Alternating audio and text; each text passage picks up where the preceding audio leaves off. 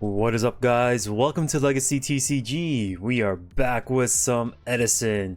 Today we have round 3 with myself playing Machina and Oscar is on Frog Monarchs.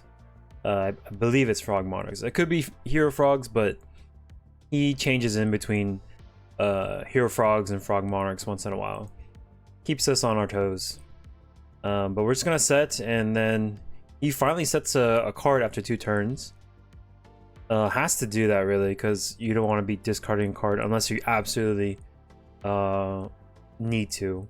I guess he could like discard a Treeborn Frog and wouldn't be that bad, but he's gonna keep walling up. It's gonna be pretty difficult to, I guess, navigating this wall, and then now him getting a Treeborn access as well. I guess I could have not attacked, but at some point something's got to give. So and then I had like 7 cards in hand. I gotta use something. I don't want to discard anything really. Soul Exchange is gonna be used on the Cyber Dragon. We're gonna compulse it back to hand so he can't steal our stuff. We can use that card for later on. We got 1-for-1 for the Substitute, crack the Treeborn Frog. And he's gonna crack all these.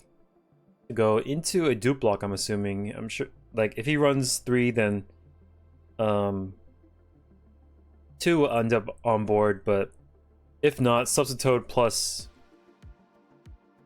Dupe Frog isn't bad either.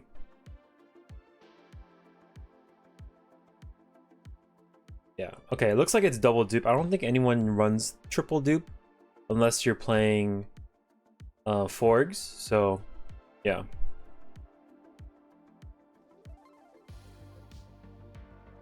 We're just gonna summon Lila, have her mill, kind of fill the grave with monsters. That way we can have access to our Pot of Avarice. He's gonna special Treeborn Frog. Do we have an answer? No, we do not. So I crack with that. Go into Unifrog. We're gonna Torrential Tribute, and then the Dupe Frog's gonna add back that Unifrog.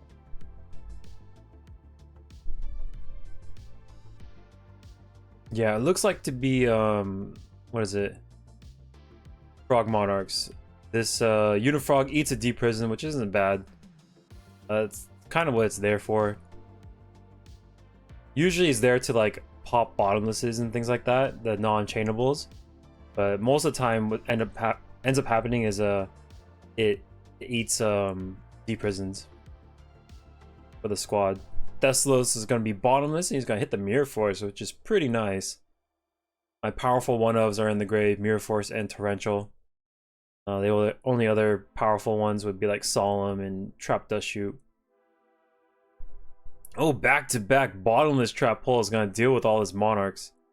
Hopefully there's not going to be any more, because if there's more, it's going to be difficult to handle. Ideally, I want to get some like 2 bodies on board. If I can get 2 bodies established, that'd be great. Yeah, this version of the build of the Machina runs double Lila. So I charge for the second Lila. We're gonna send everything back. DD Crow, Machina Force, Raikou. And we're gonna look for some gas. Maybe some gear frames would be great. I love Lila. Lila is so good. Like, she demands bottomlesses, she eats deep prisons, mills you cards. It's so good. Trap Dust Shoot's gonna take a look at the hand. He's just left with Gores and Caius. So we're gonna take care of this Caius. Has like a bunch of threatening roars, Gores, and I think Soul X maybe, and he's just gonna wall up with his Treeborn Frog. Okay, Hamster, sweet. So this is the 2 bodies I wanted. Hamster is gonna search out for the Raikou, and we need to well, kind of have to worry about the Gores. So maybe till next turn when we can flip this Raikou, will we do something? Because I can't answer it with this board. He's gonna be able to run over all of my other stuff, but Oh wow, we are really pushing into this. The Gores is gonna stop the bleeding right away. That's gonna stop the fortresses as well. So I don't know what my plan was on that. Yeah. So gear frame into Frog. Hamster goes in for 11, and the fortress is gonna run over the last card. But Gores is like an excellent like answer for fortress. He can just sit there at 2500 and just chill.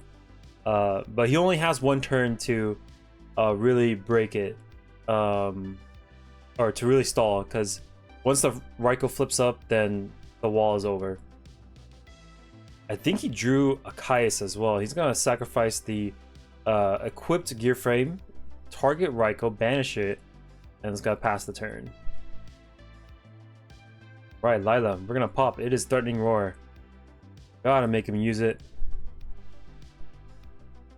Yeah, we're in a tough spot. I guess we just put Hamster to defense past the turn. I don't think there's much else we can do. Threatening Roar is kind of annoying. I don't know if regular Frog Monarchs run Threatening Roar or if it's just an Oscar thing. But yeah, we got a mill 3 as well. Gonna run that over. We're gonna take 200. And what do we pop? I guess we gotta pop this Gores. It's kind of a thorn in our side, so. He's got Mirror Forces. He's got, oh my gosh, another Caius. Holy moly. That's a bunch of dudes. What do we got? Oh, we just pass? Ay, ay, ay. We're gonna take 48 here. This is pretty bad. Main deck Vanity's Fiend's gonna turn off all the special summons. Not gonna be able to deal with this card. We're just gonna take more beatings. That hopefully that back row is something. It looked like it was a cold wave. That's not gonna do that much. So we take, see, 6 here.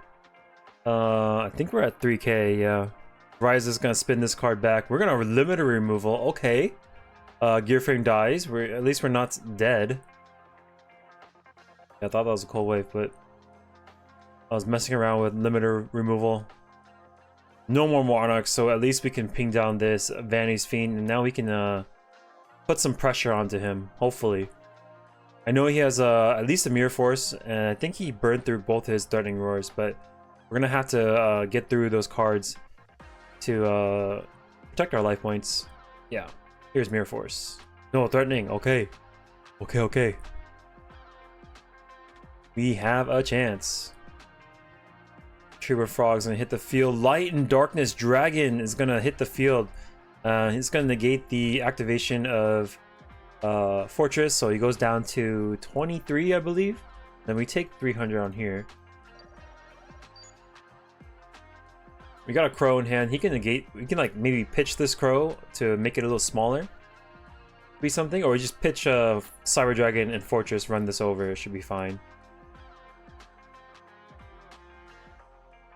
I guess we could like curate what he special summoned by like ditching the DD Crow first.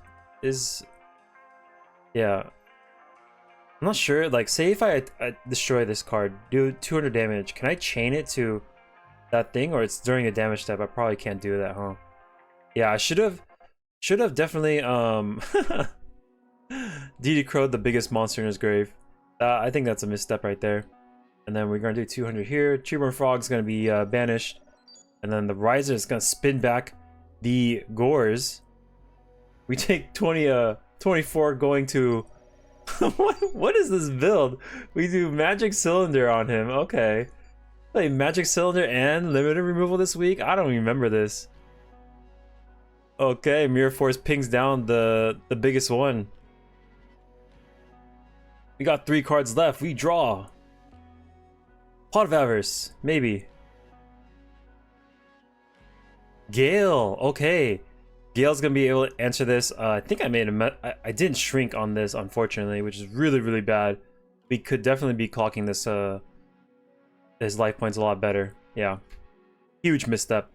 But Yeah, so we're gonna do, I think, 14 to him. Yeah, we could have an extra ping, but we don't.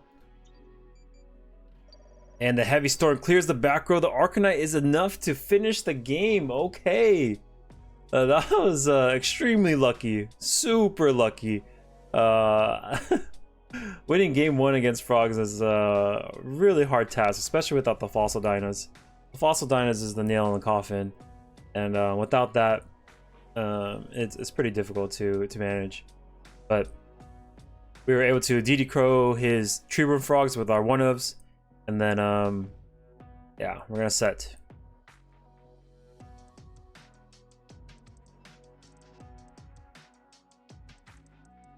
Yeah, that was a sick game. Slight misstep at the end, but, you know, we're human, so.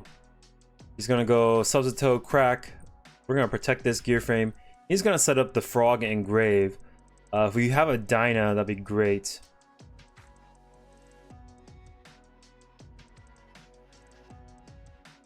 All right, pass. Got some fortresses, excellent. 2 fortresses, and the Dyna is there. That's gonna do 5k plus the 12. He has to answer it this next turn. If he can't, it is GG. All right. That was a really long game 1. We managed to come out on top. Honestly, it was super lucky. Though there's a few mistakes I made along the way. One being not DD crowing this Gores, and then 2 not shrinking on the Rise Out before I summoned the Arcanite Magician. That definitely could have cost this game, but we we went unpunished because we drew Heavy Storm. So sometimes you just get lucky like that. But yeah, I hope you guys like the games. Make sure to subscribe for more, and then I will catch you on the next one. Peace.